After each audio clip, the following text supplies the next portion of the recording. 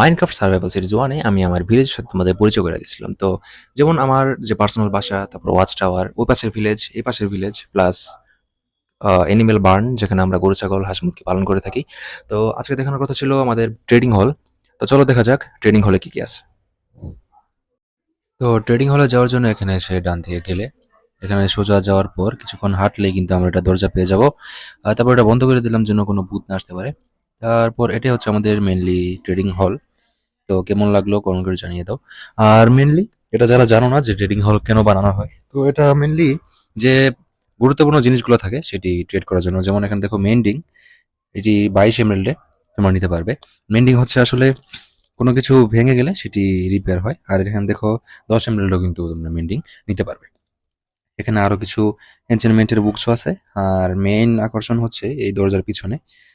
তো এটি হচ্ছে মূলত আমাদের এনভিল। আর এটি হচ্ছে বেল, যেটা বাজানে ভিলেজাররা একটু অ্যালার্ট হয়ে যায়, তারা আয়রন গোলেম স্পন করে। আর এই দরজার পিছনে কিন্তু আমাদের যে মেইন সারপ্রাইজিং এর বিষয়টি সেটি লুকিয়ে রয়েছে। তো নেক্সট ভিডিও কিন্তু এটি নিয়ে আসছে, Minecraft survival series 3। Stay tuned and thanks for watching.